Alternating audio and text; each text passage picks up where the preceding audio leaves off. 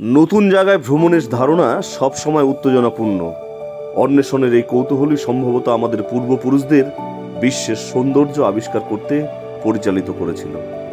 একজন ভ্রমণ উৎসাহী হিসাবে আমি সবসময় অনুভব করেছি যে ভ্রমণ আমাদের জীবনের একঘেয়েমি থেকে বিরতি নিতে দেয়। এটি আমাদের পৃথিবীকে ভিন্নভাবে দেখতে, নতুন লোকেদের সাথে দেখা করতে এবং অভিজ্ঞতায় সমৃদ্ধ হতে দেয়। আর এই ধারণা থেকেই আজ বেরিয়ে পড়েছি কোচবিহার থেকে আলিপুর হয়ে রাজা ভাত খাওয়ার পথে। কাছেই কোনো নতুন পথের সন্ধান পাই কিনা সেই খোঁজে।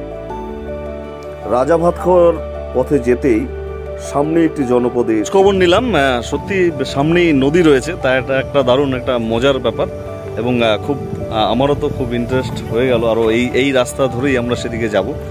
আমরা দেখুন একবার চারপাশটা আরেকবার একটু ফিল করুন। ঠিক কতটা সুন্দর এখানে, মনে হয় সারাটা দিন কিভাবে চলে যাবে এখানে ঠিক বোঝার উপায় নেই। কিন্তু তাহলে আমরা এবার যাই, দেখি সামনের নদী রয়েছে বলছে, সেই নদীর পাড়ে গিয়ে আমরা দেখি সেখানের কি অবস্থা আছে।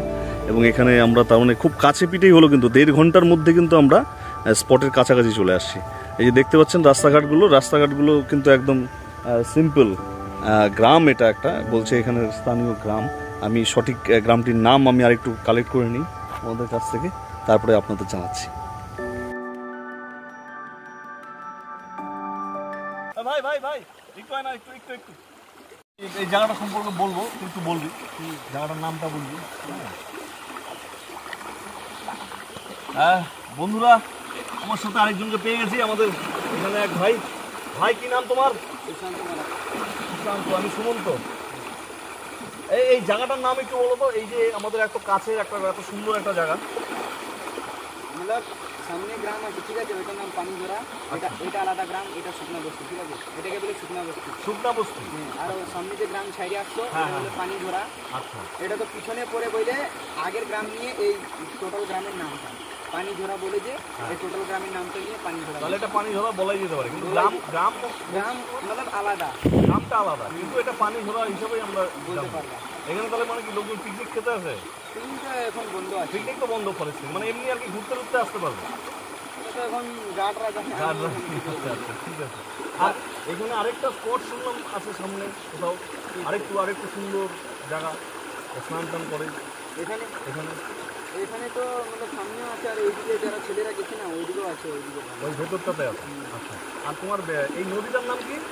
এই নদীর নাম ভাটকুয়া নদী, আর ওটা নদী। ও, এখানে দুটা নদী একসাথে আসছে? ওটা আলাদা, এটা আলাদা। ও, ওই নদীটা আরেকটা। আচ্ছা, ওটা জঙ্গলের ভিতর দিয়ে আসে। ওটা নোনাই নদী, ওটা ভেতর দিয়ে আসছে জঙ্গলে। আর এটা হচ্ছে এটা ভাত খাওয়া। উপর থেকে আসে, তার জন্য ভাত খাওয়া।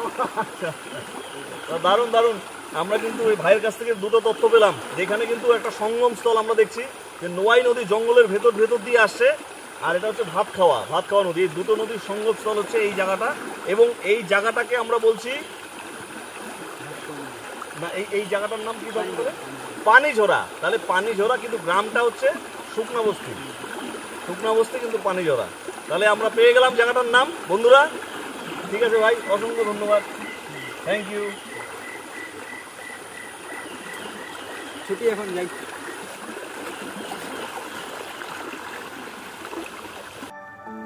আকাশে বাতাসে কোনো দূষণ এখানে ছুতে পারেনি। দুদিকে দুটি নদীর সঙ্গমস্থলে স্নান এক অদ্ভুত শান্তি দিচ্ছে সমস্ত শরীরে।